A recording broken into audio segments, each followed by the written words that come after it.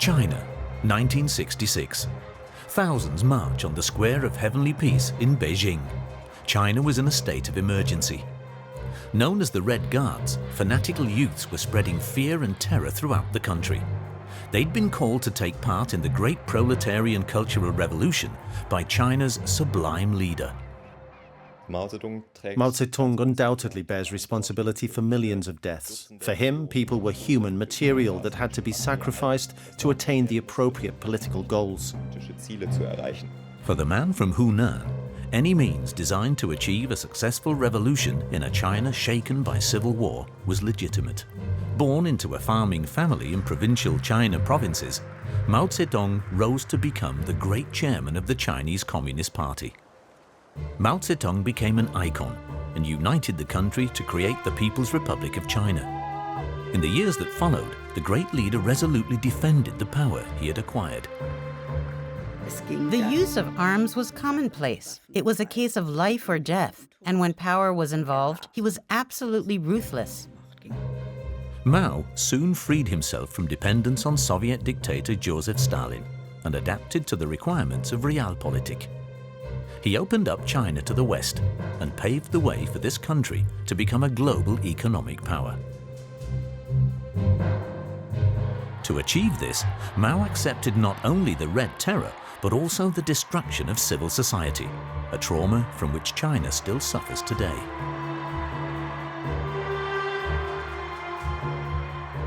A great historic leader and a great historic criminal.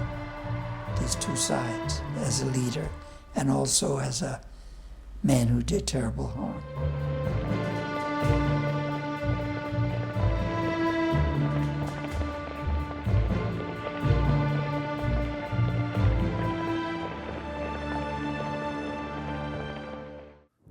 With a history dating back some 3,500 years, China is one of the oldest advanced civilizations on Earth. The size of the entire European continent, this multi-ethnic state is home to 1/5 of the world's population. For more than 2,000 years, this huge country was ruled by various imperial dynasties.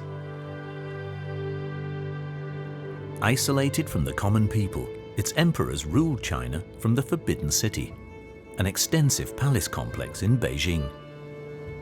Languishing in traditions and ritualized politics, the ruling caste failed to lead their country into the modern era. As with many other monarchies, around the turn of the 20th century in China too, the feudal system began to falter. The poor became more and more impoverished, while a clique of corrupt court officials filled their pockets. The colonial powers pushed their way into this backward country and brought the Chinese economy to a standstill.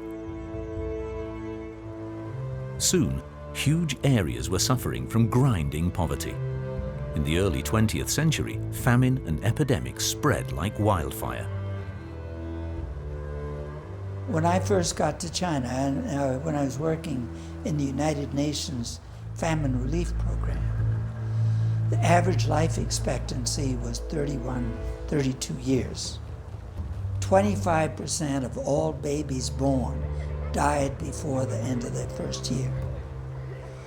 And there was constant famine every year, constant plague, bubonic plague, yellow fever, typhoid, typhus, cholera, everything you can think of, killed thousands of people every year. And there was banditry everywhere. The roads weren't safe. Your home wasn't safe. And unemployed, huge numbers of unemployed. Mao Zedong was born in 1893 in the province of Hunan, in the hinterland of central China. His father was a wealthy farmer. The eldest of 3 sons, Mao lived with his family on a remote homestead.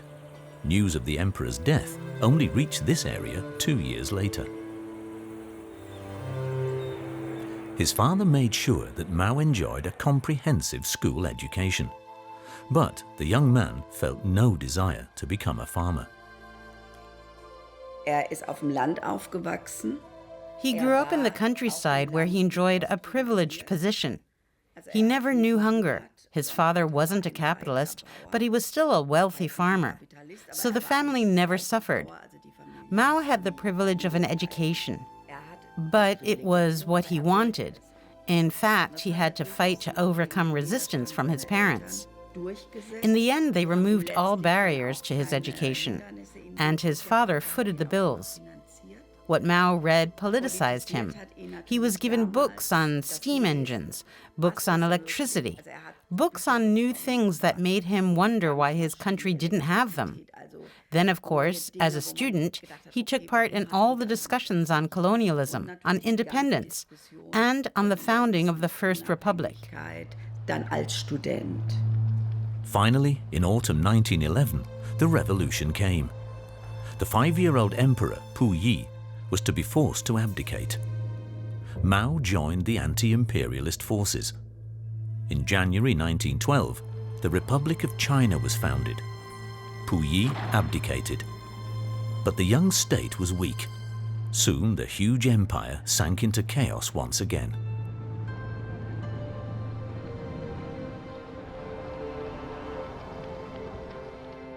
Mao went back to school, but he totally lacked orientation with regard to his future.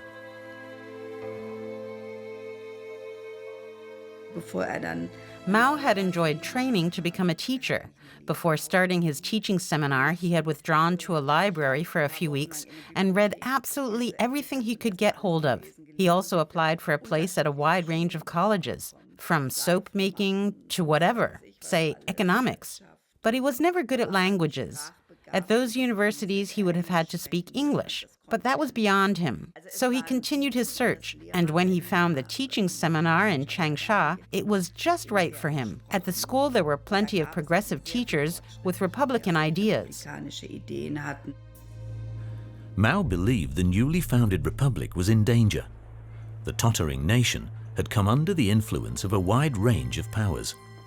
Regional military commanders, like the colonial powers, tried to enrich themselves at the cost of this unstable country and exploited China. The new government was weak, corrupt, and full of cliques. Interim, emergency, and military governments ruled one after another. It was in this climate that young Mao discovered his talent for politics. He began to write his first articles. Our nation lacks strength. Military spirit has not been encouraged. The physical state of our people is deteriorating day by day. These are extremely worrying phenomena, Mao wrote in 1917. Für ihn ist entscheidend die Fähigkeit, auch zu schreiben. The ability to write and express himself incredibly well in Chinese was of major importance to him. For the first time, he felt a kind of power that made him superior to the others. So this ability to articulate, to get to the heart of things, revealed itself at an early stage. After completing his studies to become a teacher, he wrote his first periodicals, which were very moving and highly inflammatory. They showed that he definitely possessed charismatic qualities. But Mao's politicization took place in Beijing when he worked there and began publishing his journals. That is when he focused on the real issues.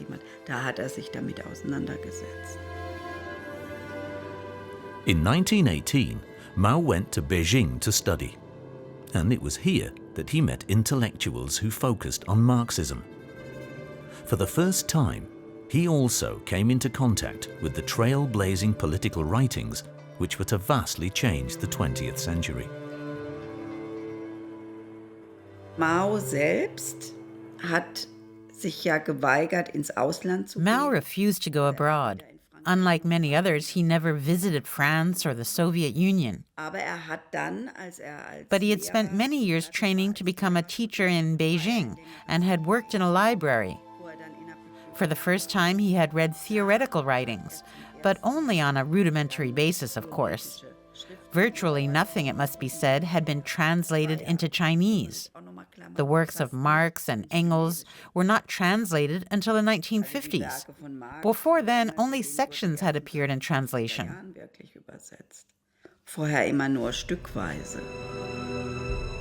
Educated circles in China followed developments in Russia with great interest. And China's massive neighbor was also having to deal with huge upheavals of its own. The Tsarist Empire had imploded. Its ruling dynasty had been ousted and replaced with a people's government. Through socialism to communism was the slogan Vladimir Ilyich Lenin gave the people. His declared aim was to bring about a world revolution. The Soviet state did not hesitate to export its new ideology. As early as 1920, the Russian Secret Service opened a branch in Shanghai. Based on the Soviet model, the Communist International planned to create a dictatorship of the proletariat in China too. In 1921, with generous financial and personal support from Soviet Russia, the Chinese Communist Party was established in Shanghai.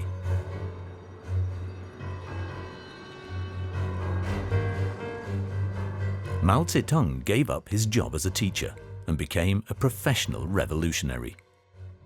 He saw communism first and foremost as a vehicle for mobilizing the masses for the good of the state. Sie haben einfach geguckt, okay, wo ist eine Chance? They asked themselves where there was a chance for an underdeveloped country to develop a political system which meant participation. The first possibility was through communism, whereby the Soviet Union was not exactly the worst model.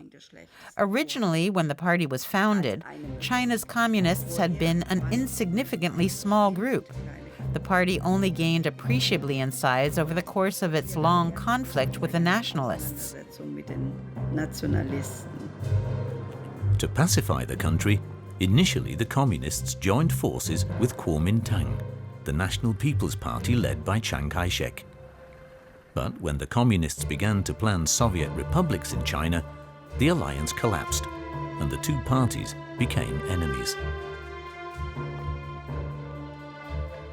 In August 1927, civil war broke out in China. Chiang Kai-shek savagely put down several revolts by the communists. Fighting between the two sides took place with extreme violence and claimed countless victims, especially among the civilian population.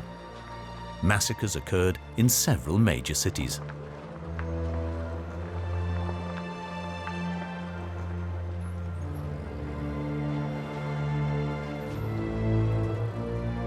From 57 members when it was founded, membership of the Chinese Communist Party had by now grown to 58,000. Thousands of communists were arrested. The right-wing Kuomintang soon succeeded in destroying the Communist Party's power bases in the cities.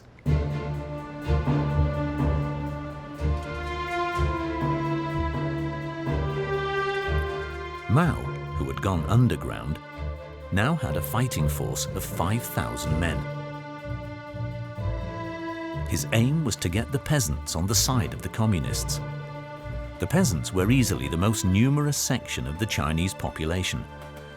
In the years that followed, in the hinterland of South China, Mao and his units managed to win over numerous peasants and miners to their cause.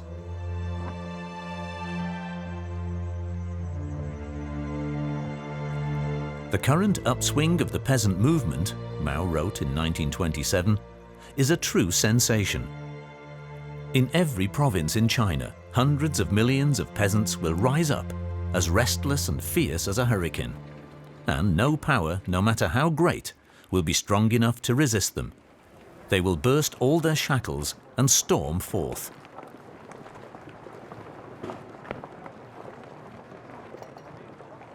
In this early phase, it already became relatively clear that in China the emphasis would be placed on the countryside, that the peasants would play a totally different role, simply because there was no industrial proletariat of any appreciable size.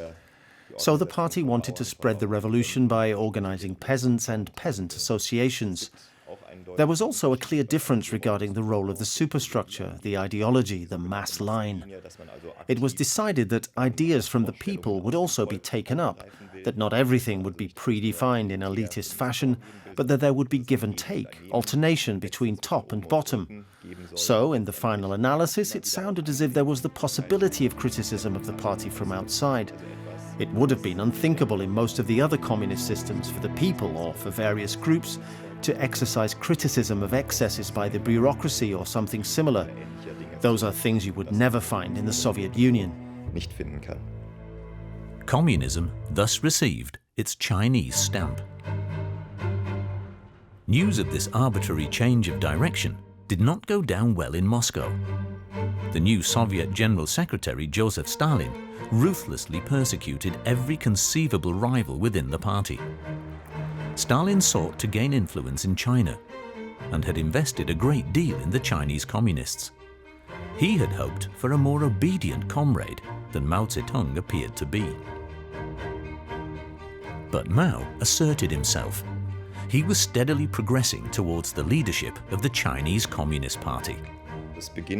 He'd already caught the attention of Moscow even in the early 1930s.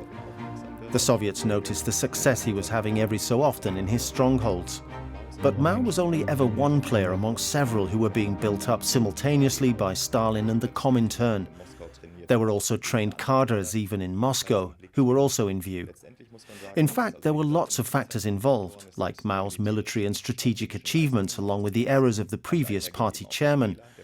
There was also his ability to adapt to this situation, to have no scruples with regard to power struggles within the party, in the final analysis to use violence also within the party. And we also have his ability to portray himself as the party's theoretician.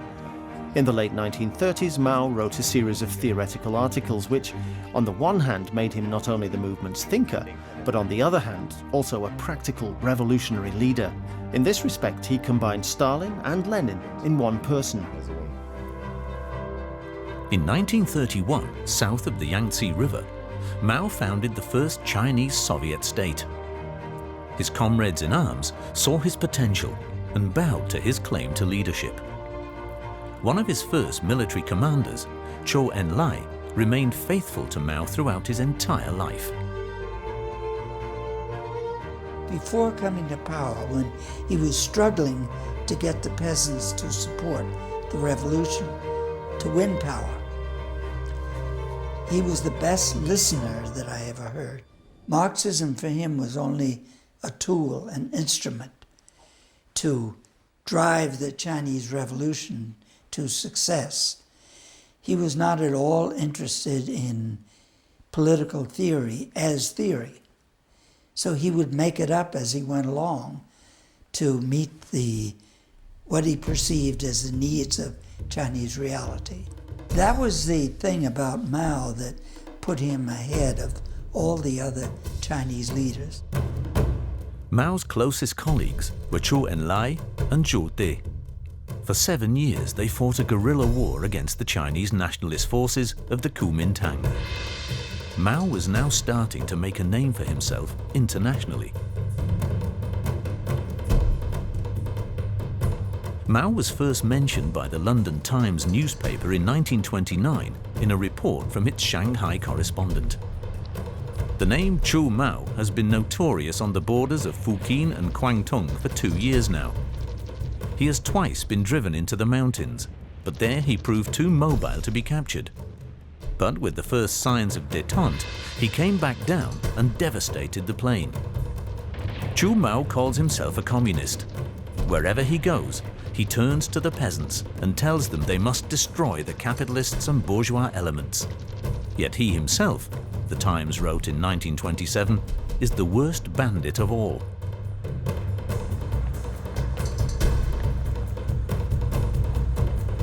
Writing later about the protracted war, Mao wrote, "The army must become one with the people so that the people feel that the army is their own. Such an army will be invincible." While the two opponents in the Civil War were involved in bitter fighting in South China, Japanese troops invaded Manchuria and in 1931 proclaimed the puppet state of Manchukuo.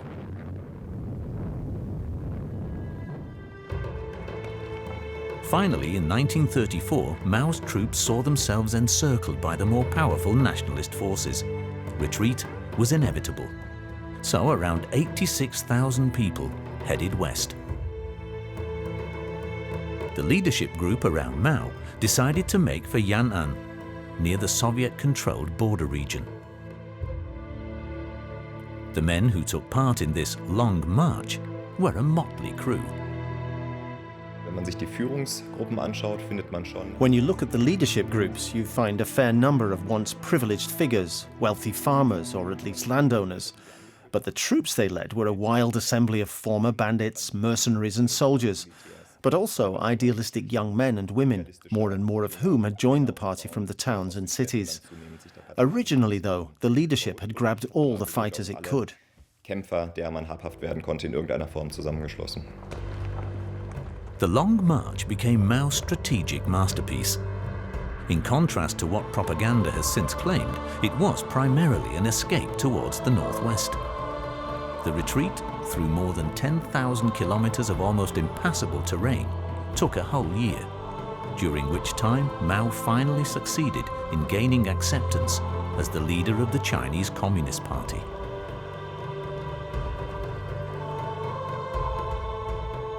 At this point, Mao Zedong did not play any kind of superior role. During the flight, however, the military errors committed by the commanders at the time forced Mao into a leading role. But the whole enterprise was a major disaster. It was a long flight movement. Of the 86,000 in the front, which also included Mao, losses were so high that only 8,000 survived.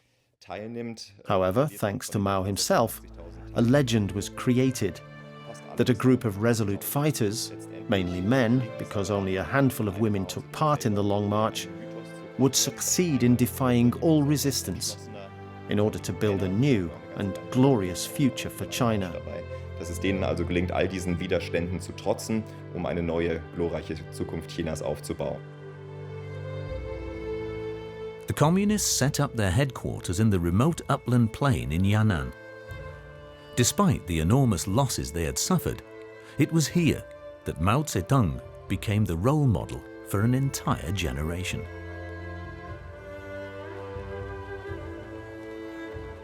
Eine Sache war, dass den Leuten Ziele geben konnte. One of his attributes was that he could give people goals, and he was a master at getting to the heart of an issue. Und da war ein Meister. That's what we are fighting for. That is our goal. Zu sagen, dafür kämpfen wir. Even redefining the Long March as a victory shows great skill. Einen Sieg zu definieren, ist eine große Kunst. Time and again in Yan'an, Mao received national and international photographers and journalists and presented himself as a showcase communist. Es gab in Yan'an die ersten Anzeichen eines Personenkultes. Das wurde von mehreren. In Yan'an, the first signs of a personality cult became evident. It was promoted by others, but Mao also played along. Sehr gut Chinesisch konnte in dem Sinn, dass He was ideal for the role. First of all, he spoke excellent Chinese. He could get straight to the heart of an issue. Charisma hatte und das in seiner Person, gerade in Yan'an. He also had this charisma, especially in Yan'an where he taught and led. Perhaps it had to do with his origins, or perhaps the fact that he had never been abroad, that he still symbolized both the Chinese peasant and the intellectual. Chinesischen Bauern sowohl als auch den Intellektuellen. He embodied everything. He was just right for the role. Und dafür taugte Mao worked hard at his image by specifically inviting various Western journalists to portray him.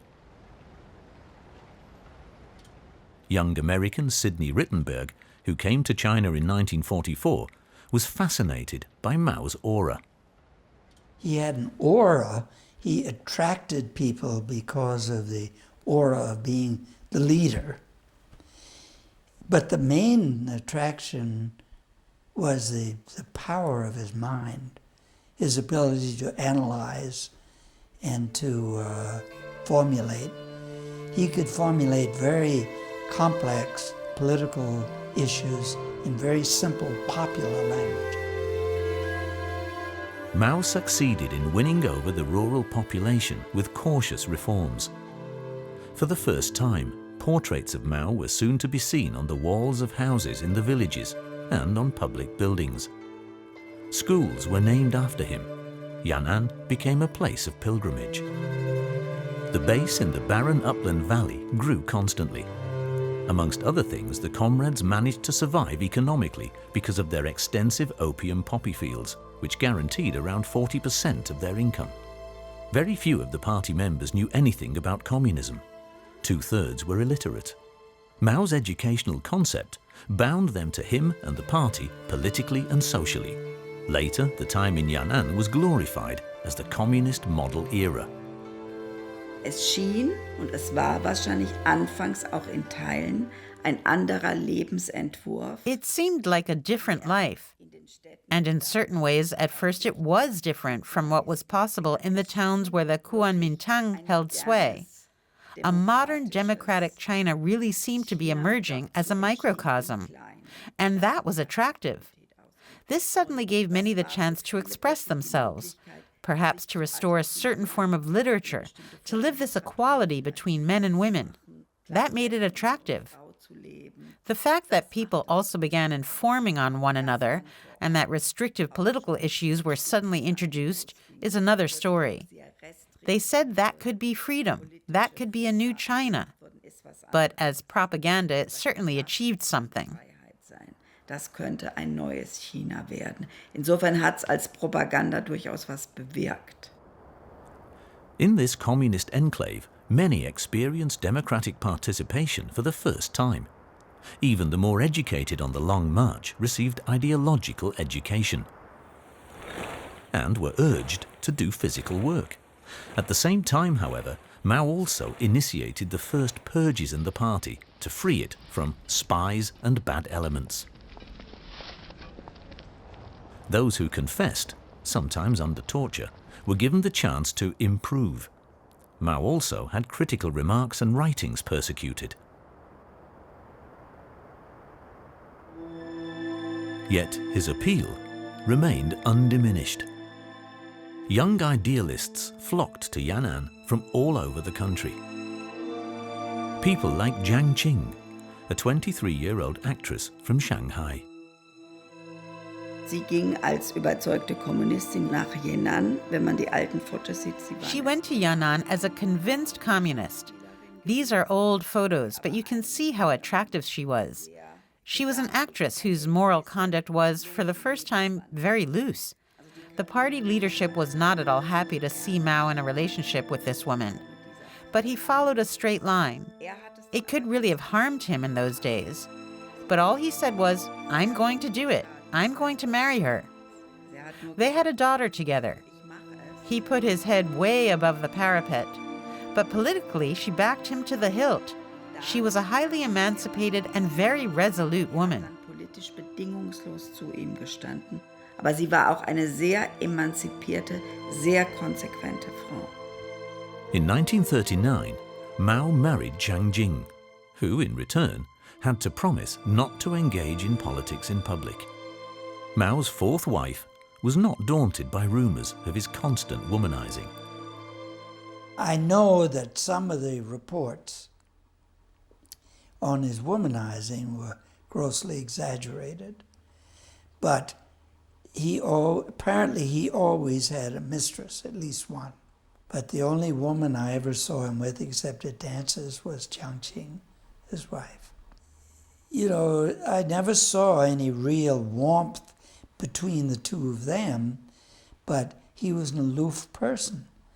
Like with Zhou Enlai and his wife, or Trudeau and his wife, they were very warm. But Mao, I never saw Mao very warm towards anybody. Jiang Qing remained devoted to Mao for the rest of her life. Just like Zhou Enlai and Zhu De, with whom Mao worked on his war strategy against the Kuomintang. Because away from the upland plain, the Chinese Civil War was still raging. Everyone who joined Mao's forces received basic military training. Besides being taught how to handle weapons, they were also given lessons in tactics. The little formula on how to fight guerrilla warfare he made up from his experience on the way up the mountain, because at the beginning of the experience, they lost battles, they were defeated. And then he figured out what is the way to fight so we can win. And he made up these 16 characters in Chinese, which rhyme. And they made a nice little rhyme that any country boy could recite. Very simple. The enemy advances, we retreat. Enemy camps, we harass. Enemy tires, we attack. Enemy retreats, we pursue. Very simple. The Red Army grew steadily. The Revolutionary War is a war of the masses, Mao said. It can only be waged by mobilizing the masses and by trusting in the masses. In fighting the Kuomintang, army commanders learnt vital lessons, which Mao concisely summarized. No question, never gamble. Never fight unless you outnumber the enemy forces by at least 3 or 4 times. Even better, 9 or 10 times. And never fight when you can't win quickly, before he has a chance to move up tanks and planes and so on. Otherwise, don't fight. Red Army recruits were mainly rural workers and small farmers, and many were extremely young. They weren't always armed. Often they weren't even wearing shoes or straw sandals. This is how the German communist magazine AIZ described their appearance in 1933. Young Red China appears. Drums are heard in the mountains. They are canvassing for the Red Army. The cadres of the young Red Guards are growing. They're nearly all still children. They are marching barefoot against the imperialist robbers, fighting with lances and scythes against the machine guns of the Kuomintang army. Besides Mao, it was mainly the 2 commanders, Zhou Enlai and Zhu De, who made a name for themselves.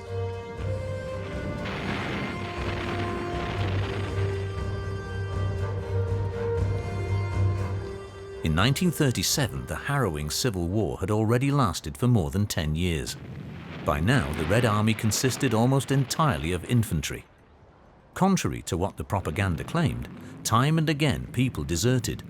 But here too, Mao's ideological pragmatism shone through. The fascinating thing was how he would learn from his own mistakes and change his way of working. For example, at first, anyone who deserted from the Revolutionary Army, if they were caught, they were shot in front of the other troops to teach them a lesson. But life was hard, men were hungry, they were tired, the enemy was in hot pursuit, and more deserted. So he changed the policy entirely. And he gathered all the troops together and announced, from now on, if you want to go, go. As long as you don't take your rifle. The rifle was revolutionary property. That was done, so fewer people deserted. They knew they could go anytime. And he continued that policy right through to the end of the war. But the war suddenly took a surprising twist. Japan began to invade the whole of China. The aggressors planned to subjugate all of Asia. In December 1938, Japanese troops carried out a massacre in Nanking, which claimed around 300,000 lives.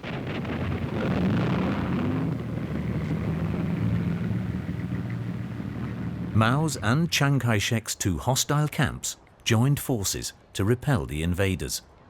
Together, they managed to keep the Japanese in check on the common front. The occupying Japanese forces committed numerous other war crimes, which in the end prompted the United States to impose sanctions. When Japanese bombers then attacked the US Pacific base at Pearl Harbor in December 1941, the regional conflict had become a world war. In China, the invaders continued to occupy the east of the country. Millions were fleeing. Finally, it was foreign forces who put an end to the war. On August 6, 1945, at Hiroshima in Japan, the United States deployed a weapon of staggering destructive force.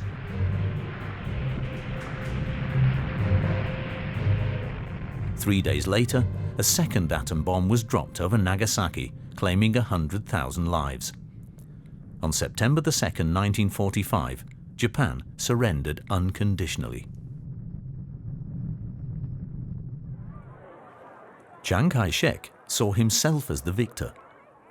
The Americans gave the Generalissimo generous financial and military support because they wanted to establish China as a buffer zone between their area of interest in the Pacific and that of the Soviet Union. The start of the Cold War was having an initial effect in East Asia too. But for well over a year, Mao had also been in contact with American negotiators. In summer 1944, he had welcomed US officers he had had specially flown into Yan'an as our friends. He saw the visit by an American delegation as a gain in prestige. But the main purpose of the Dixie mission, as it was called, was to reconcile the Chinese Communist Party with the Kuomintang in order to stabilize the country. The US had no interest in a communist victory. At the end of 1945, Mao traveled to Chongqing for negotiations.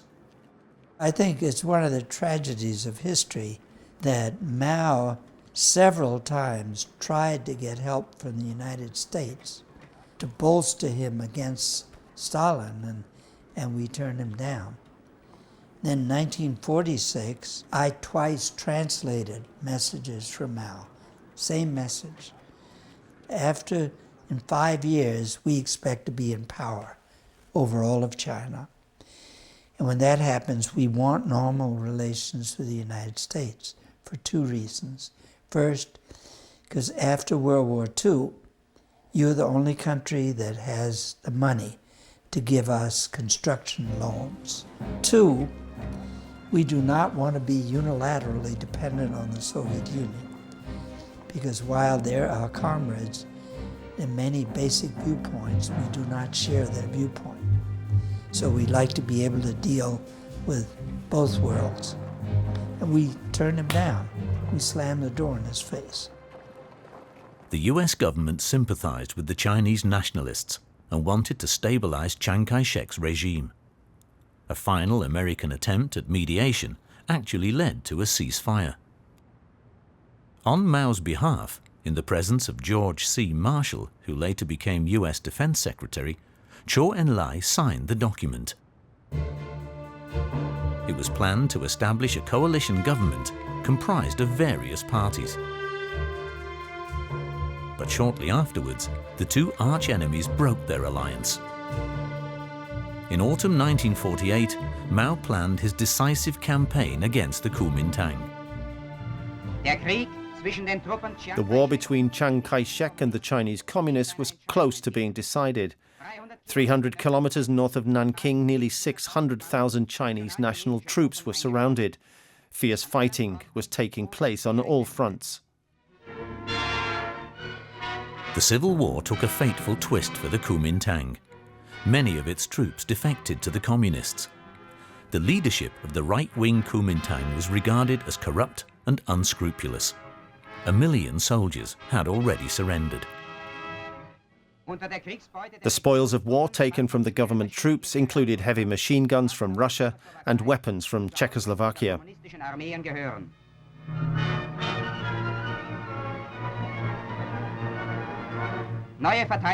New defense plans were being discussed and new measures sought in order to avert the impending danger at the last moment.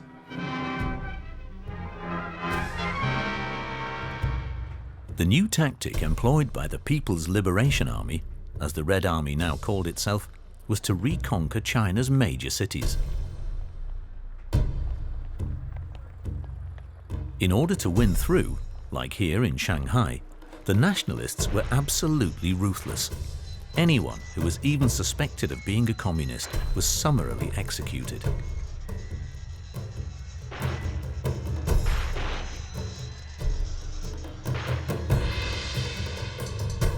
In spring 1949, the imperial city of Beijing fell to the communists.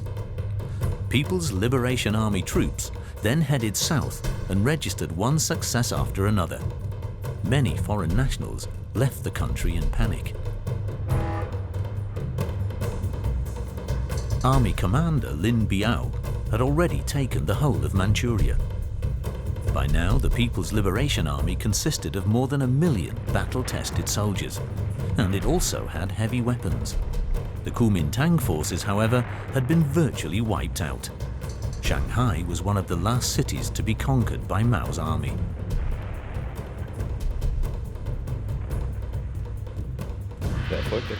The success of the communist troops in the Civil War, which only became a certainty from mid-1947, can certainly not be attributed to one single reason. The fact that the communist troops took a far more civil approach to the populace played a role. So did the fact that they were a more unified body, and that they succeeded in developing a vision of the future which many more people shared. But it also had to do with the resoluteness of the two parties. With Chiang Kai-shek and the Kuomintang, there were many groups within the party, and this led to several conflicts. By comparison, since the 1940s at the latest, the Communist Party presented an extremely closed and united front behind Mao. So it had no frictional losses in the sense of leadership conflicts. In the final analysis, this war was also decided to a large extent through concrete errors on the battleground. Strategic misjudgments took place. Consequently, in many battles, the decisions taken by the communists were simply better. Chiang Kai-shek was beaten. In the meantime, the Generalissimo had retreated to the island of Taiwan and set up a new headquarters. The Republic of China, he proclaimed, still exists today. Millions of Kuomintang soldiers were taken prisoner. The Chinese Civil War claimed at least 1 million lives.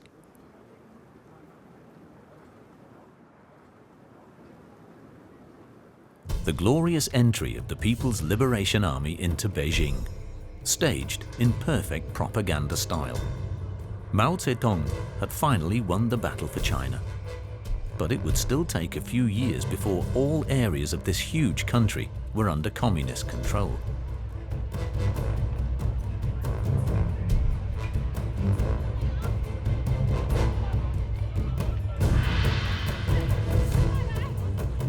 Mao had achieved his goal. Beijing, the seat of the Emperor of China for thousands of years, was to be his new capital.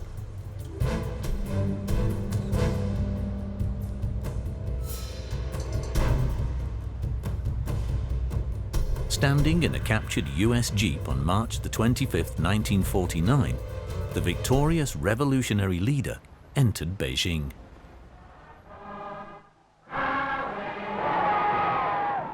Six months later, virtually the whole of China had been conquered. On October the 1st, 1949, Mao Zedong made his way to the gate of heavenly peace. His portrait was already hanging over the main entrance to the Forbidden City in Beijing, once the palace complex of the Chinese emperor. Mao's task now was to proclaim the People's Republic of China. It was 10 o'clock in the morning on a clear but chilly day in autumn.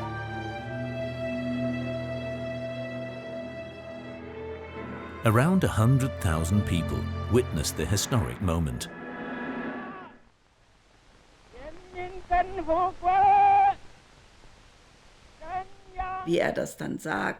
He said that today the People's Republic of China is born.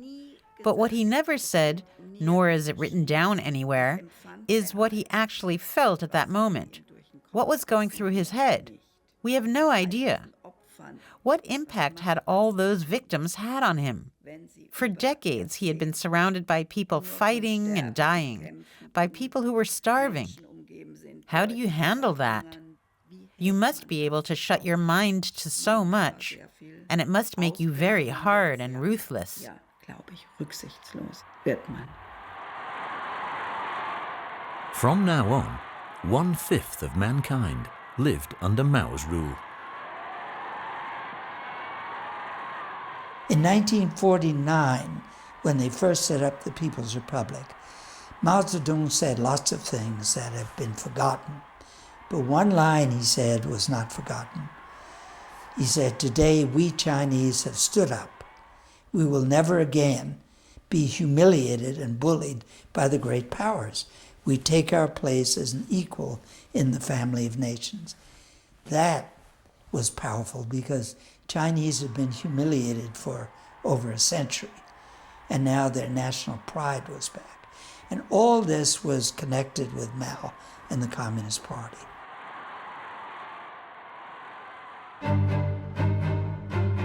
Two months later, Mao headed west.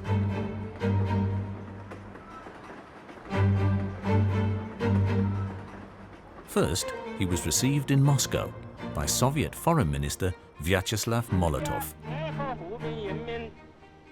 On his first visit abroad, the great chairman expressed his hope for close cooperation. During the Cold War, Mao took the side of the Big Brother state and evoked the friendship between the two nations. The great chairman expressly thanked Comrade Stalin for his support for the revolution. The Soviet Union was the first country to acknowledge the People's Republic of China, and it did so the very next day after it was proclaimed by Mao Zedong. Thanks to Mao, Stalin could now regard the world's most populous country as part of his sphere of influence. But in return, the Soviet leader expected gratitude for his years of support. The city of world revolution, Stalin stated, was still Moscow. At the official state banquet, the comrade from Beijing was allowed to congratulate the Soviet dictator on his 70th birthday. At the same time, however, he was put in his place. Mao had to wait for weeks before he could sign the planned friendship agreement.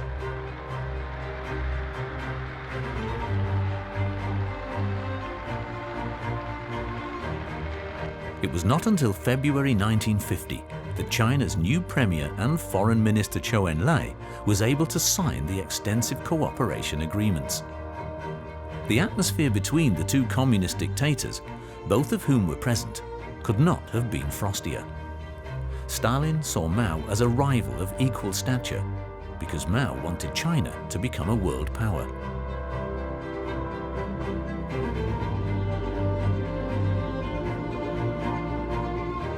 In the meantime, another communist autocrat benefited from the situation. In North Korea, Kim Il-sung, who had been installed by Joseph Stalin, had decided to take control of the other half of the divided country. But he needed support if he was to attack South Korea, which was protected by the United Nations. Kim Il-sung skillfully played the two red dictators off against each other. Basically, he conned each side into believing that its leader stood behind him, so an appropriate agreement now had to be quickly reached. In this way, Kim Il-sung managed to push ahead with his own interest in the two Korean states being unified. Mao was far more interested in capturing Taiwan. So a Korean war didn't really suit him. Nevertheless, when the decision was taken, so-called volunteer units were dispatched. But these units were comprised not only of volunteers, but, to a certain extent, also of demobilized troops. We shouldn't forget that fighting in China continued into the early 50s. So former enemies and bandits, as they were called, from southern China were conscripted to fight in the Korean War instead of being sent to a labor camp. On June the 25th, 1950, the North Korean People's Army crossed the border separating the two halves of the divided peninsula. For 3 years, the front shifted from one end of Korea to the other. The population suffered tremendous losses. The fighting cost the lives of 3 million civilians. 3 years later, Korea was a wasteland and is still a divided country today. 400,000 Chinese troops were killed in this war. They were sent to the slaughter as human waves. Unit after unit had to advance until the enemy ran out of ammunition. Mao's eldest son, An Ying, was among those who fell. Mao disregarded the losses as insignificant. The fact that his forces had been able to repel American troops was a huge gain in prestige for his regime. At the same time, the Communist Party introduced the reforms it had fought for during the Civil War. Landowners were dispossessed and their land was redistributed. But the measures were to be carried out not by the organs of state, but by the villagers themselves, who were also expected to play an active role in building up the new revolutionary order. But the land reform soon assumed radical aspects. In the first 5 years, they carried out all sorts of social reforms. Plus, the people targeted as counter-revolutionaries were suppressed, shot or imprisoned or on labor farm. But for the rest of the people, it was great freedom that they'd never seen before. The show trials which the visitors staged against local landowners were initiated and monitored by work teams from the party. Over the next 3 years, around 1 million landowners and their families fell victim to the terror. Mao welcomed the violence. In the class struggle, he said, certain classes emerge victorious while others are destroyed. That is the course of history. It has been the story of civilization for thousands of years, Mao wrote. His means for unifying China were nationalism, terror, and ideology. As a rule, Mao used violence as a political instrument to achieve mobilization as well as political goals. In the early 50s in particular, during the Korean War, he launched an important campaign, suppression of the counter-revolution, as it was known. To attain an appropriately high degree of mobilization, he set percentage quotas for executions in the various regions. And here too, various regions really wanted to stand out and increase their quotas. This is certainly one of the facts why Mao Zedong can be made directly responsible for executions and similar crimes.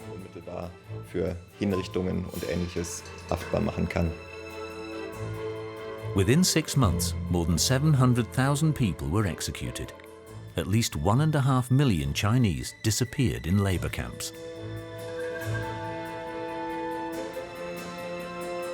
The strategy of terror as an instrument of power for the Communist Party wasn't all that Mao's regime imported from the Soviet Union. Moscow also provided the funds for rebuilding China economically. Under the slogan, "Learn from the Soviet Union," the Great Brother also gave its Chinese comrades training in industry and agriculture. The first Chinese tractor factory did not begin production until 1958.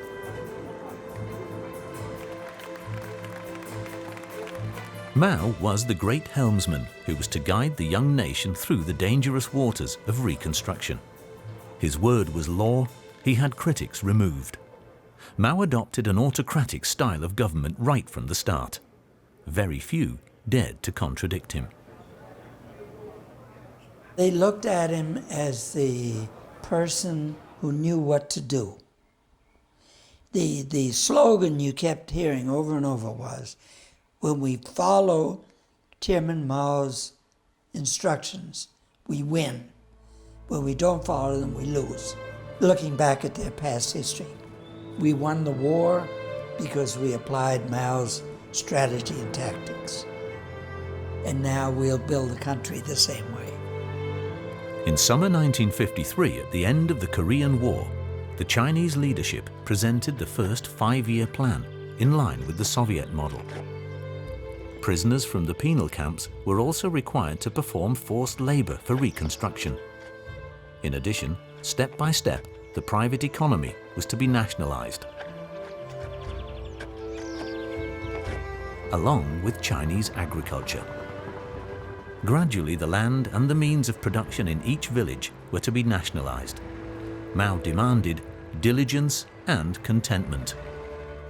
Every official, indeed the entire nation, must constantly remember that China is a great socialist country, yet at the same time, economically, it is a poor, backward country.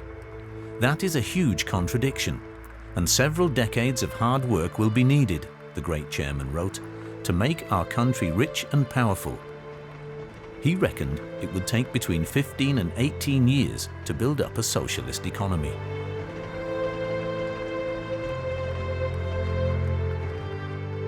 Socialist progress was recorded in propaganda style. By the late 1950s, China had developed well. Economically, progress was being made. In the early days of the People's Republic, average life expectancy was 36.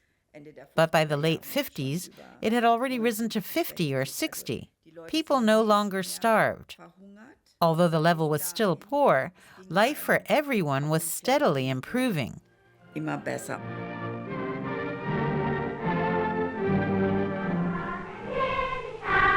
The party pushed ahead with all speed in indoctrinating the masses. Meetings and courses took place in all areas of life. The Mao Zedong path was propagated as the model for the successful emancipation of all colonial and semi-colonial countries. Mao seen reviewing a military parade on the Square of Heavenly Peace. By now, the People's Liberation Army was well equipped. It also had a navy and an air force. Along with the Chinese Communist Party and the state apparatus, it was now one of the three pillars of the Chinese state, and Mao Zedong was its undisputed ruler. The obligatory propaganda posters of his subjects still showed Mao side by side with Comrade Stalin. But in March 1953, the Stalinist era came to an end. After suffering a stroke, Joseph Stalin died. Mao offered his condolences, but he did not travel to Moscow for the funeral. For him, the dictator's death was a moment of liberation. However, relations with the new Soviet leadership proved even more difficult than those with the vindictive Stalin. Mao emphatically rejected Khrushchev's comprehensive criticism of Stalin. Nor was the great chairman prepared to bow to Stalin's claim to leadership of the socialist bloc. Mao was no longer willing to be seen as the little brother. A rift threatened to divide the socialist world.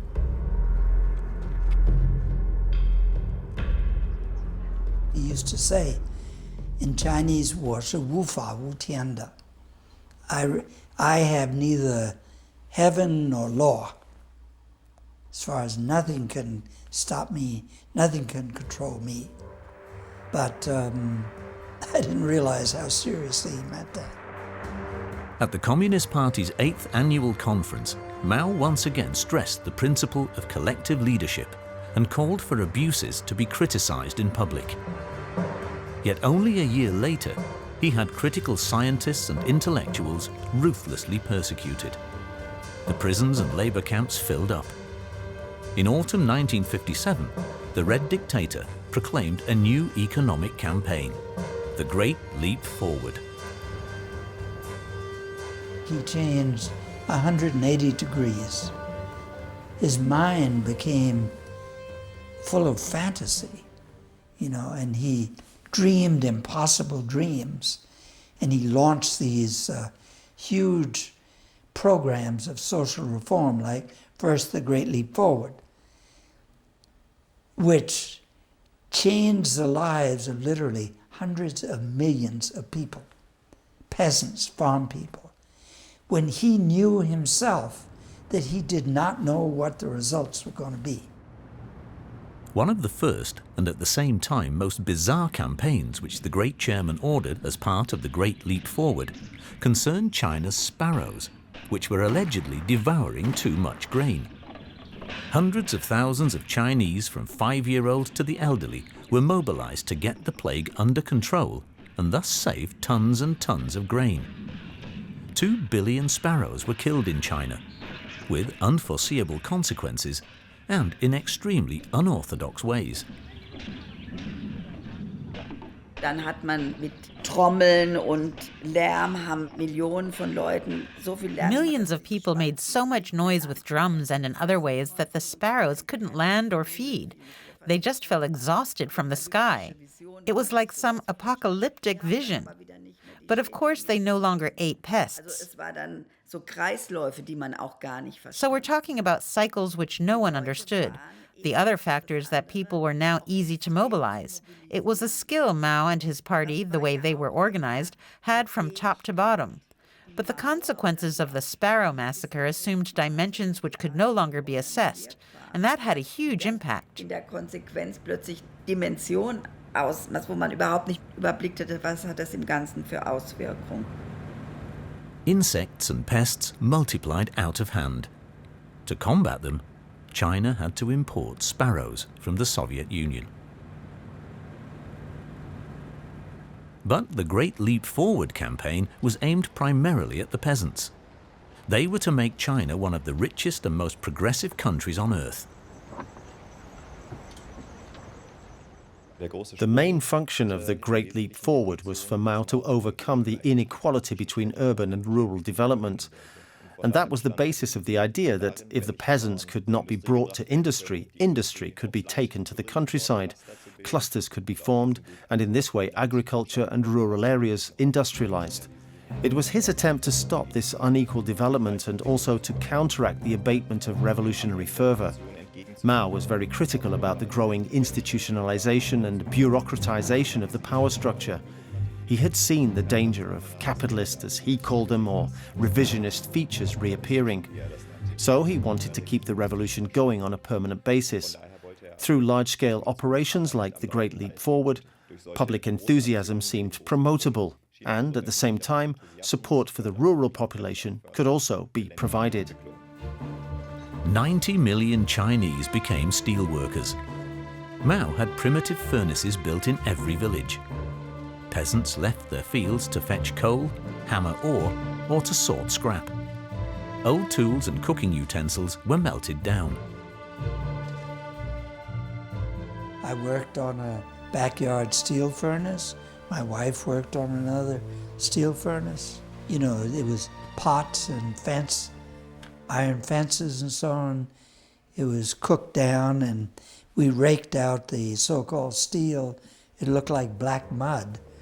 And I asked the person in charge, is this really steel? And he said, oh yeah, we send it to the big steel plants and they know what to do. Actually, it was all nonsense, it was all wasted. The campaign laid down certain yield quotas for the provinces that had to be attained. On the basis of these quotas, the proportion of the overall grain yield which China could export was determined. The peasants had to hand over their harvest at low fixed prices. So kommt es zu einer Art Wettstreit unter den jeweiligen Provinzen. A kind of competition developed between the various provinces or between the regional party secretaries who tried to outdo one another with reports on their excellent production figures. That's why in every movement there are some activists who try to stand out and put more moderate figures in a poorer light.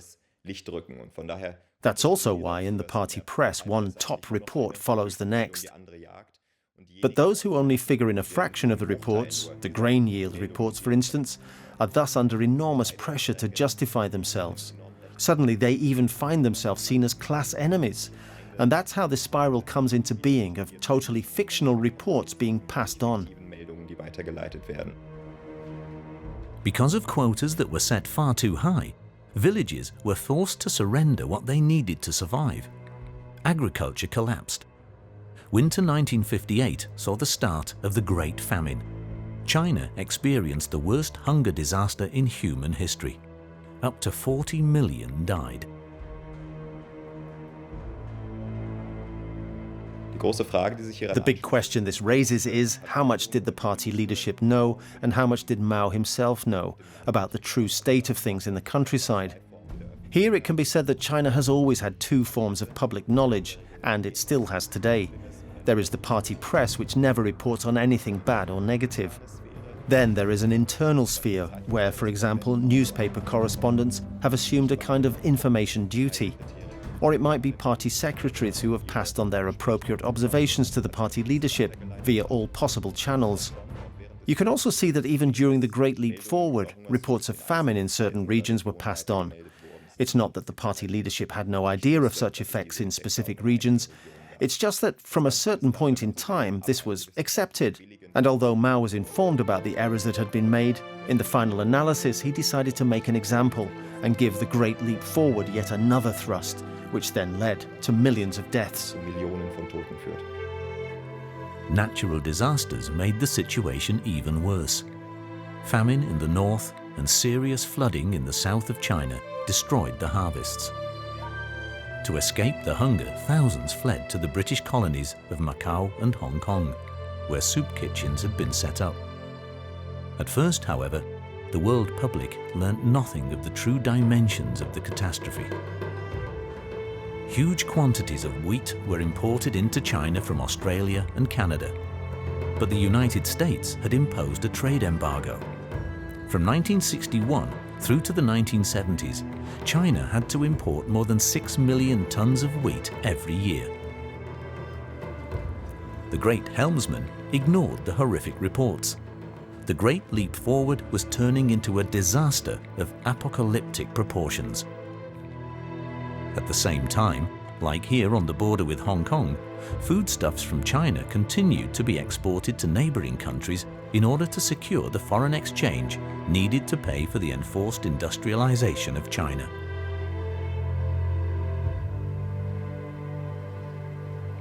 "4 million Chinese had already left the country. Anyone who was able to sent food parcels to families or friends on the Chinese mainland. In the People's Republic, post office workers delivered more than 50,000 parcels every day. Shelves in stores in Hong Kong were filled with foodstuffs from China, but on the other side of the border, people were starving. Following massive criticism of his mismanagement, in 1959, Mao had to step down and hand over the office of president to Liu Shaoqi. Step by step, the requirements of the Great Leap Forward were repealed. But despite his official resignation, Mao had no intention of giving up his power as the great chairman. Very soon, he began to sabotage his successor Liu. Meanwhile, China had successfully established itself as a major power. Finally, in 1964, the People's Republic also became a nuclear power. The first successful atomic test on Chinese soil took place at the experimental site in the Lop Nor Desert in the northwest of the country. When the People's Republic was founded on October 1st, 1949, a new world power had emerged. And the Chinese resolutely added that if they were a world power, they also wanted an atom bomb. After the long conflict with Japan and also with the Americans, plus its separation from the Soviet Union, China was a nation at last. And as Mao indeed said, "We are a nation which will never again be humiliated." After the Soviet Union had refused to help China develop nuclear weapons, the People's Republic distanced itself more and more from its great brother and Russia's new leadership under Prime Minister Alexei Kosygin. An ice age began between China and Russia. When Mao took a closer look at Soviet policy in the 1960s, he saw it by and large as a departure from the original ideals. The class struggle was being played down and a kind of peaceful competition between systems was being postulated, the idea that capitalism could be overcome in a peaceful way. By and large, Mao feared an end of the revolution and the implanting of bureaucratic, elitist mindsets within the party. This was something he had always tried to destabilize through mass campaigns. Now he sought out the cultural sector because basically it's the most open from an interpretational aspect. All kinds of things can be read into it. From late 1965, he used this weapon for his first open attacks on those he suspected of wanting to support revisionist efforts in China. Mao looked for his new alliance partners outside the Soviet Union. In isolated Albania, he thought he had found a reliable ally against his Russian rival. When Albanian Prime Minister Mehmet Shehu visited Beijing in June 1966, Mao had already concluded his plans for a return to unlimited power in China. Now, he wanted to implement those plans.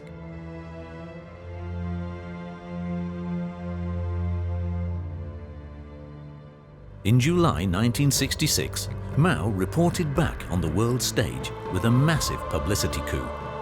To mark a swimming event across the Yangtze, China's biggest river, the 72-year-old went into the water himself. The idol of the People's Republic was preparing for his final campaign, the Great Proletarian Cultural Revolution. The man was a master showman.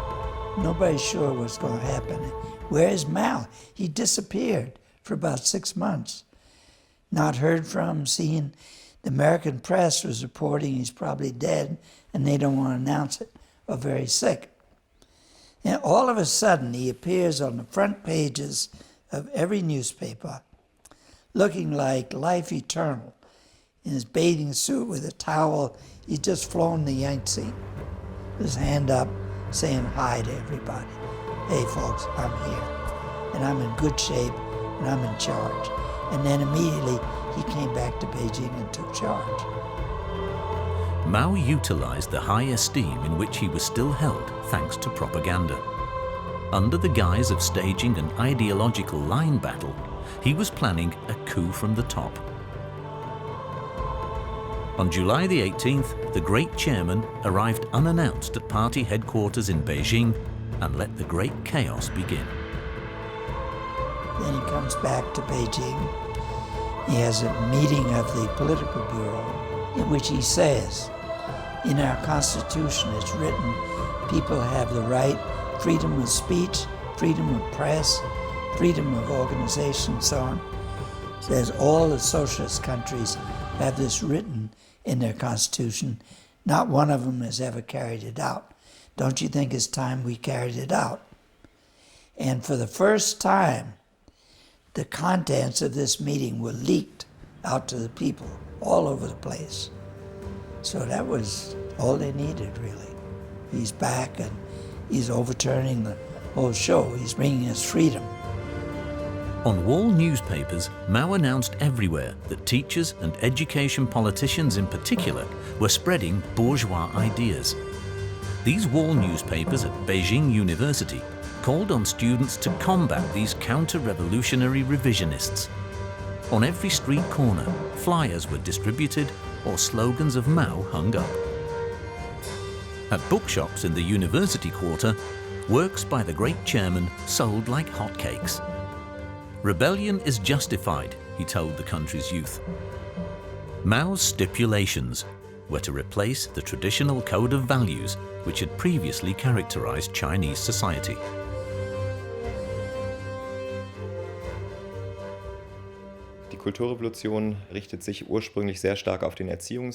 Initially, the Cultural Revolution was directed predominantly at the educational sector, at a reform of the school system and university teaching. It was in late 1966 that the first groups formed, more or less spontaneously. They called themselves the Red Guard.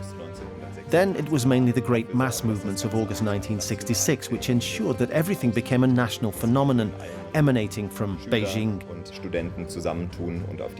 School children and students nationwide joined forces and, in line with the tone of the time, formed units to destroy 4 old elements: old thinking, old culture, old morals and old customs. This found particular expression in Red August when, in various ways, so-called class enemies, be they teachers, children or the descendants of former class enemies, were then physically attacked and also beaten to death. At battle sittings, as they were known, professors and party cadres were insulted and mistreated. Some had to wear pointed hats of shame.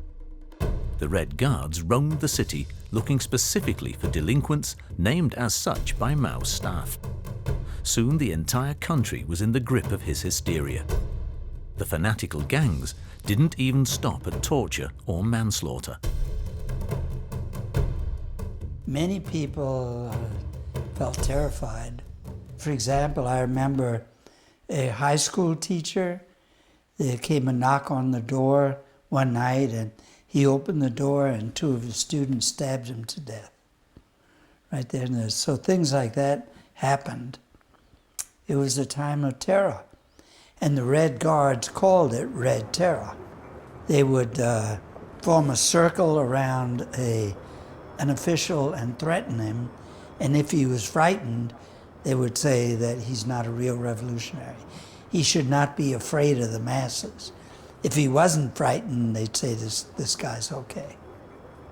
In fact, that was one of the tests they used to see whether officials, party officials, were real revolutionaries or not.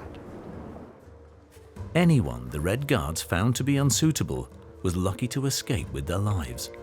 Many of the cadres who were removed from office were sent into the countryside to do labor service. The terror even drove some to commit suicide. All over China, police officials were ordered not to interfere with the young Red Guards as they went about their brutal business. Red August was undoubtedly the phase when the terror had its greatest effect on the public, because that was when the social hierarchies were toppled. Schoolgirls simply kicked and beat a headmistress to death. Things like that, which were previously unthinkable, have ensured that they have an effect even today.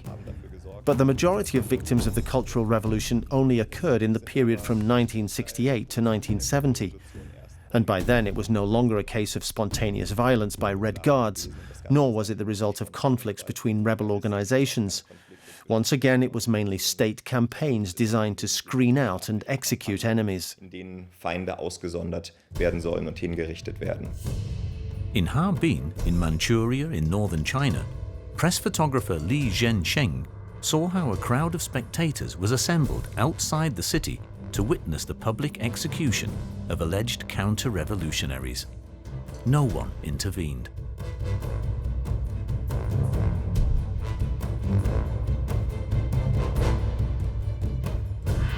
Es gab immer sehr schnell, sehr brutal. In China, politics and interests were always brutally implemented very quickly.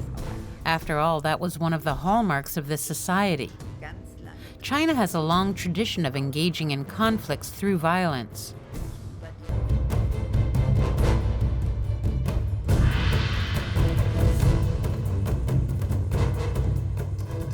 The Cultural Revolution, an important experience for human history. How do people behave when all the restrictions are off? How do different kinds of people behave when the police don't interfere and the army doesn't interfere, and you can do whatever you want? Within the space of a few weeks, in Beijing alone, the Red Guards stormed more than 30,000 apartments, plundered and destroyed stores and possessions of all kinds. Residents and shop owners were often killed. Millions of Chinese destroyed their own books, paintings, and other works of art out of fear of making themselves look suspicious if they didn't. Even the city streets were renamed. The new address of the Soviet embassy, for instance, was Anti-Revisionist Street. Mao approved of such moves as being essential to the revolution. He had formulated it into a theory that without destruction, there can be no construction. So if you want to build a really new society, first let them break everything down, destroy everything, overthrow everybody. And then they will begin to put things back together again. 2/3 of all historical monuments were destroyed. In the Summer Palace in northern Beijing, the Red Guards hurled sculptures from their bases and painted over historic murals. These were replaced with pictures of Mao, Mao's slogans, or propaganda posters. Showing foresight, however, their great chairman had the Forbidden City sealed off in order to protect the imperial palace complex from their random vandalism. In its destructive rage, the mob was driven not only by political fanaticism, but also by the satisfaction of carrying out totally personal revenge. Had there not been any major social conflicts, this social dynamism could never have developed. But since only enemies were defined, and even then only vaguely, and since people were not given any really positive vision of a cultural revolution, various social groups were able to identify their problems in some form or other and try to implement improvements. It was therefore especially important for the children of the so-called class enemies to possibly have better access to universities, for applicants to be chosen no longer on just their social background, but also on performance. Those who had been regarded as class enemies now tried to stand out through particular loyalty to the party line and hoped for rehabilitation. The terror destroyed all forms of social solidarity. Children denounced their parents. Neighbors betrayed one another. Friends handed one another in. Decades of indoctrination were having an effect. Mao had had Chinese youth educated in accordance with his wishes. Parents are the loveliest people in the world, but no one can compare with Chairman Mao, was a typical slogan. Even young children were trained with toy guns. Indoctrination of the people reached a new height. The words of the great Chairman Mao were everywhere, on rickshaws, on buses, even on bicycles.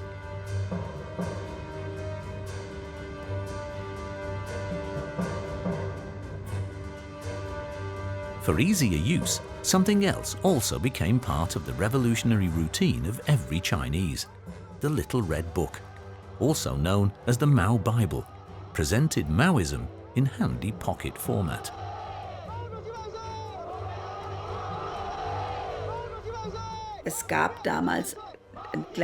There was this small collection of sayings by Mao, relatively simple sentences, which were intended to show the essence of Mao Zedong's thoughts. They were arranged according to certain themes: army, people, youth, in order to introduce ordinary soldiers to Mao Zedong's thoughts, and probably also to teach them Chinese. You must remember that at this time, too, education of the people was really kick-started.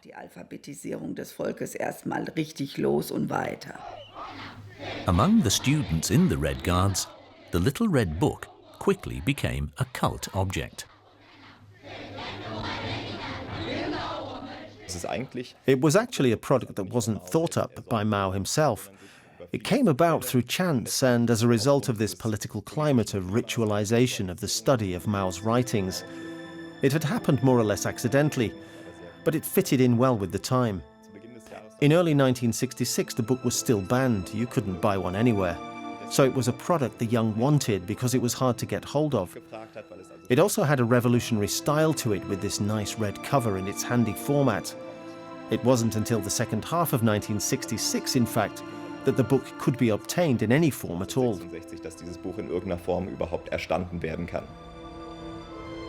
Soon, there was a copy of this Catechism of the 700 Million in every household. Here, too, the traditional social roles were reversed. Children instructed their parents in the meaning and importance of the revolutionary writings. They would organize study campaigns at which people would read selections from his works. That was really the main way.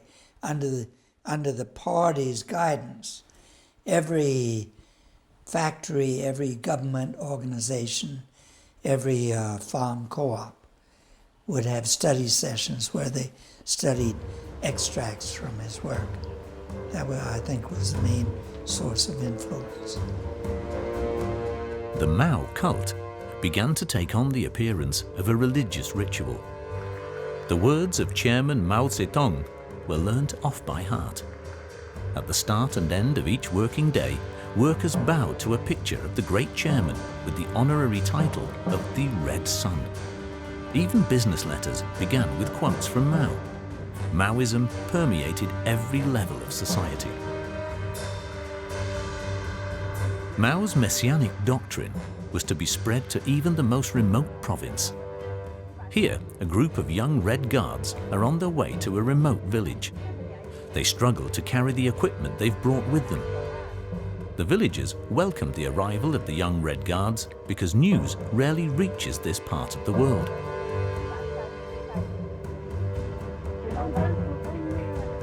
What the group have brought is a mobile cinema. Then, almost as if he were present in person, Mao Zedong, the great chairman of the People's Republic of China, flickers across the screen.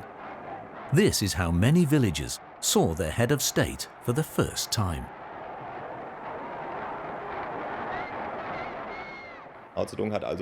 Using different means and approaches, partly through direct contact but also partly through radio and TV reports, Mao had tried to generate the broadest possible effect of such events so as to disseminate the goals of the Cultural Revolution throughout the nation.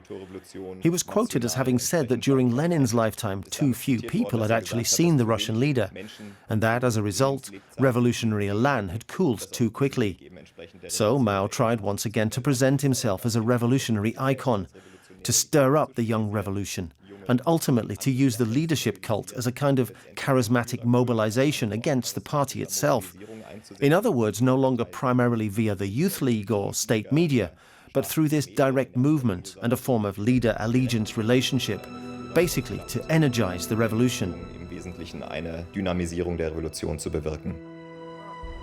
Mao decreed that every Chinese ought to visit Beijing once in their lifetime. On the anniversary of the founding of the Republic on October 1st, 1966, he had millions of young people from all over the country come to Beijing. Travel was free. Many of the youngsters had never even left their local region before. In the midst of these intimidatory masses, the obligatory Mao Bible gave them security. Dieses rote Büchlein war so etwas wie ein politischer Ausweis damals. At the time, this little red book was like a political pass. Man ging nie ohne. You never went anywhere without it.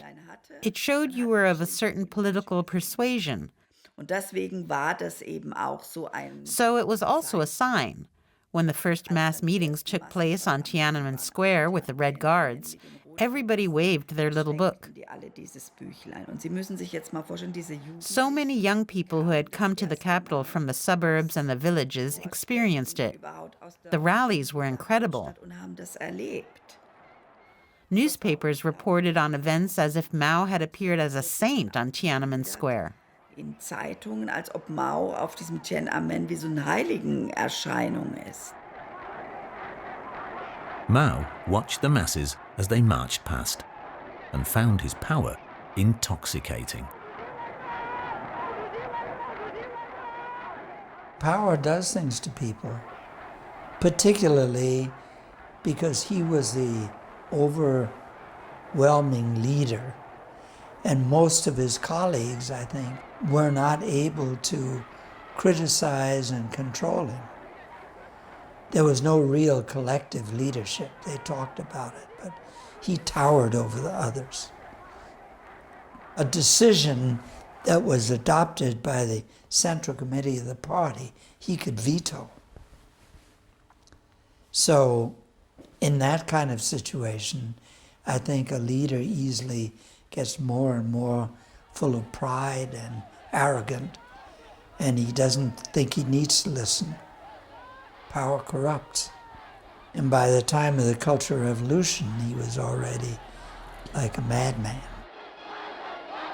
With the fanatical masses behind him, Mao had secured a following which obeyed him unconditionally. He now used the power, given to him by the fear of the terror spread by the Red Guards, to dispose of party comrades who were critical of his dictatorial regime. In October 1966, the Cultural Revolution switched its objectives.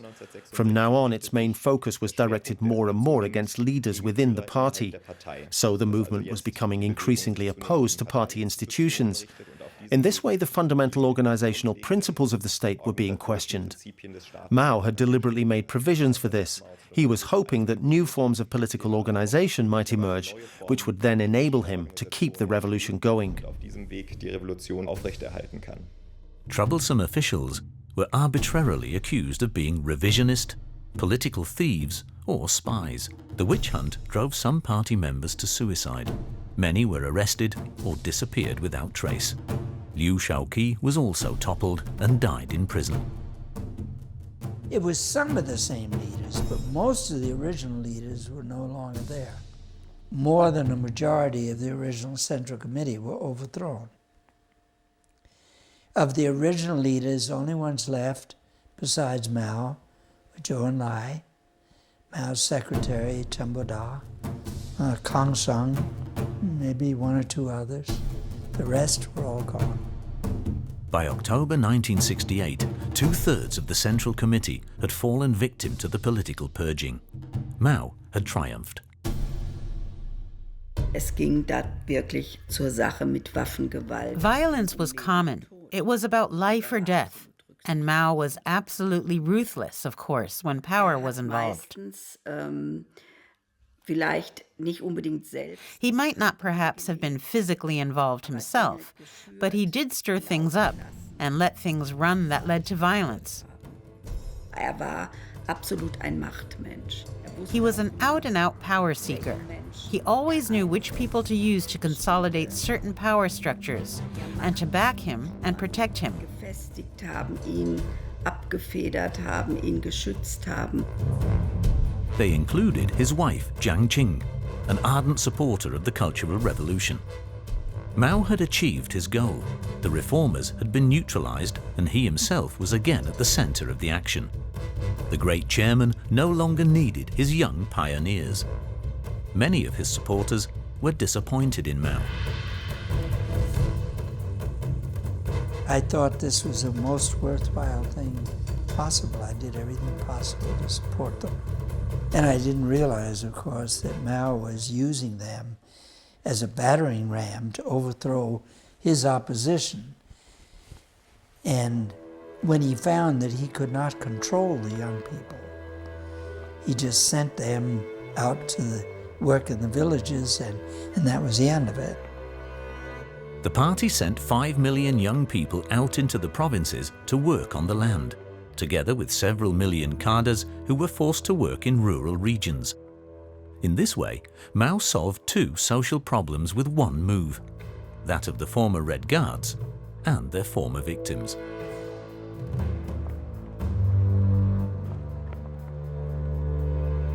The program that involved sending Red Guards into the countryside began in late autumn 1968, and for many it even lasted until 1980.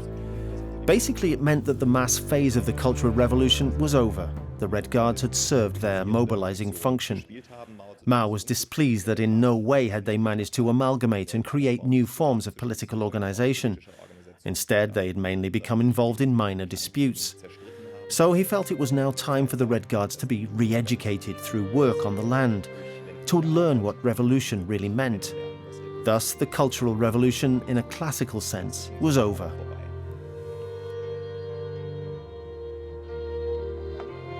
Although it was initially an urban phenomenon, the Cultural Revolution had also changed life radically for the peasants. First and foremost, they found the new arrivals to be a burden, a lost generation which characterizes China even today. People felt that they were building a better world, that Mao was against bureaucracy, against stagnation, against inequality between officials and ordinary people. And they were going to do away with all that. The students did away with the examinations. Who's not in favor of that? And of course, it ruined the educational system for 10 years. And there's a whole generation, that whole generation that lost their education. The Cultural Revolution left behind a traumatized nation. Denunciation had become the most effective instrument of Mao's rule. Now, no one in China trusted anyone else. Everything was geared towards veneration of the great helmsman who continued to have himself celebrated with colossal parades. All Mao saw in his people was a mass to be guided, and himself as the new emperor of China. He was openly saying that China needs an emperor figure, and that, of course, was him. That to lead all these hundreds of millions of country people, they had to have a figure of imperial authority. Of course, in his mind, he associated his own power with carrying the revolution forward. He was going to liberate all mankind, but in fact, it was power. Meanwhile, tensions on China's border with the Soviet Union were threatening to escalate. In March 1969, an island in the Ussuri, a river that forms part of the Sino-Russian border, became a bone of contention between the two nuclear powers. There had already been repeated minor incidents there in the past. In the late 60s, Mao realistically saw the danger of a war with the Soviet Union. He'd already calculated that Russia might attack China with nuclear weapons. In fact, he'd already evacuated elements of the party leadership because he saw the threat as imminent. Mao tried to take the sting out of the conflict through rapprochement with the other superpower. After the collision on the border, which had been triggered by China, Moscow threatened to retaliate. Together with Alexei Kosygin, Zhou Enlai managed to officially suppress the conflict, but tensions continued to smolder. Now the Chinese leadership began to turn to the other major nuclear power. Naturally, China's breach with the Soviet Union led to the Chinese thinking about a possible alternative ally to Moscow. They had certainly seen America as a counterweight to the Soviet Union, and secondly, its huge economic potential, which they wanted to make use of.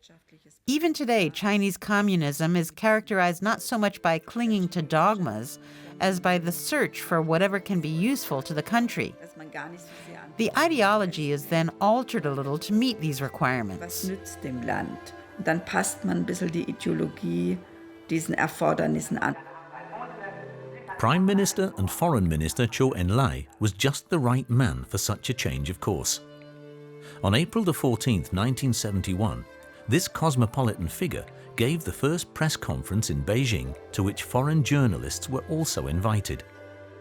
The occasion was a visit by the United States table tennis team. In the course of the discussions, the Chinese premier adopted a surprisingly benevolent tone towards the US delegation. They have been cut off for a long time, but now, with your exception of the invitation that we extended to you to come to China this time, we have opened a new page in the relations of the Chinese and American people.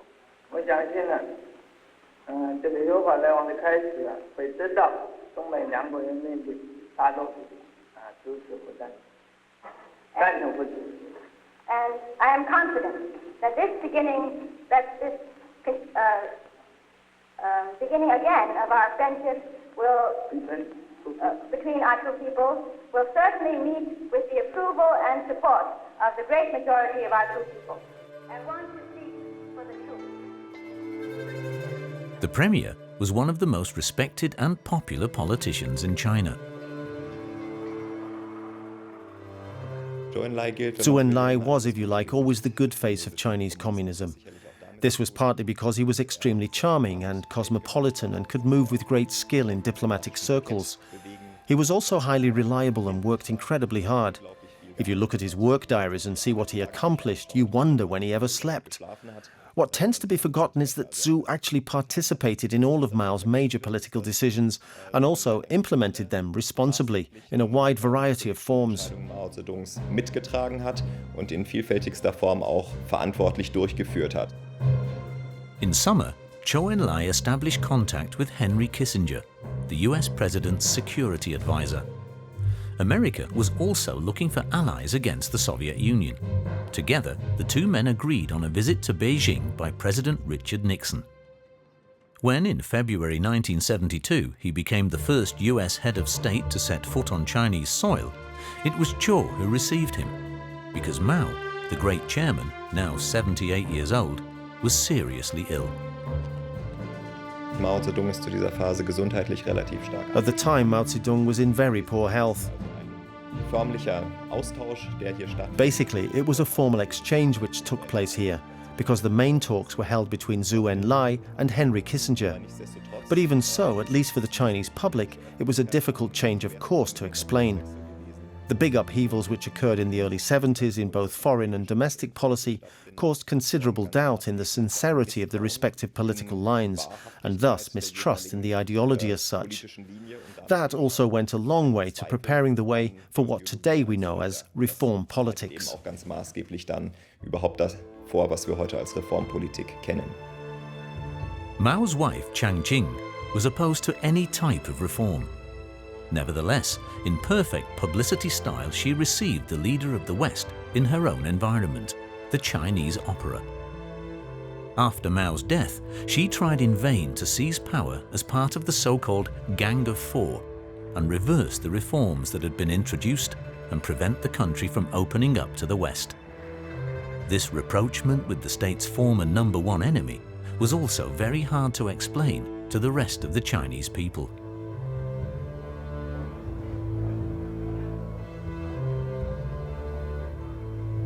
Wenn ich eine bestimmte Öffnung will, Technologie. When I want a certain opening to promote technology and the economy, I also import ideologies. I need certain forms of behavior. This, of course, undoubtedly involves a great potential for conflict. But Mao had the skill and the strength, and he was needed for this. The pictures of Mao and Nixon went around the world. Thus, the Cold War with China was over. In autumn 1972, the People's Republic of China was recognized by the Federal Republic of Germany. Damals hat China im Herbst 72 anerkannt. When Federal German Chancellor Helmut Schmidt and his wife Loki paid their respects in 1975, Mao's doctors had already diagnosed an incurable nervous disease. Schmidt said later that he had met a wreck. His chin hung down, his mouth was open, his face was derelict. But even so, the ping-pong diplomacy between the United States and China produced some permanent successes. The aged dictator built up his influence abroad and, for instance, supported the terror regime of the Khmer Rouge. Maos Gesundheit verschlechtert sich vor allem ab 1974. From 1974-75, Mao's health deteriorated rapidly. It's not that he handed over the reins of power.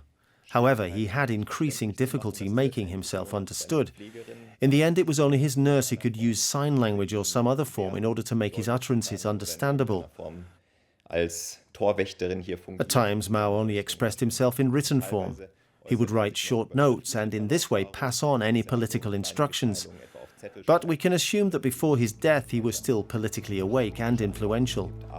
Man kann schon davon ausgehen, dass bis kurz vor seinem So the reins of power were still in his hands. Und einflussreich geblieben ist und daher nicht die Zügel aus der Hand gegeben hat. After 3 heart attacks, Mao Zedong passed away on September 9, 1976, at the age of 82.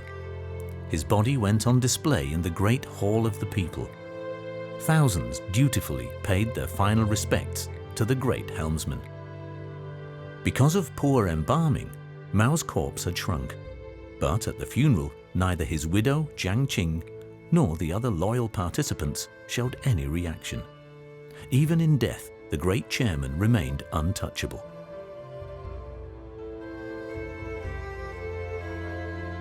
Even today, the Chinese Communist Party still reveres Mao Zedong as a great revolutionary, philosopher, and leading statesman, even though he was responsible for the deaths of an estimated 70 million people. His great sin was that after coming to power, I think he gradually became obsessed with power. And he launched these great social experiments like the Great Leap Forward and the Cultural Revolution without having any idea of what was going to happen. He thought that he had the right to launch these experiments. And millions of people died as a result, tens of millions. It could well be that to a certain extent, the hysterical weeping at the funeral of the magnificent leader was arranged. For many Chinese, Mao Zedong's death was more of a liberation. But for many, it also meant the end of an era, the end of a revolutionary who had made a new life possible for them. Steht dafür in seiner He embodies the success that China was united. He stands for the fact that people had bread and education, for the emancipation of women, and for a whole lot more. And for many, especially the older generation, he personally meant incredible progress. Sehr persönlich bedeutet einen unglaublichen Fortschritt. But this progress soon fell victim to Mao's megalomania. He had subjected China to 10 years of chaos. The great chairman had ruthlessly sacrificed an entire generation in order to defend his autocratic claim to power. The decade of terror still marks the country even today. And today too, critics in China are still silenced. Even today, the Cultural Revolution still characterizes China in many ways. Since there has never been any social discussion of exactly what happened, many of the old lines of conflict still exist. Amongst other things, for instance, there are powerful left-wing forces, some of whom are calling for a return to phases of the Cultural Revolution. Nor has there been any real study made of the perpetrators and victims of the time. We see this in totally practical matters. How simply political communication takes place, how dissidents are treated. All these things characterize Chinese society even today. No other communist leader, not even Stalin, stood as much at the center of a personal cult as the son of heaven Mao Zedong. Even today, he is present everywhere in the People's Republic of China. His portrait over the gate to the Square of Heavenly Peace is seen as the hallmark of the country.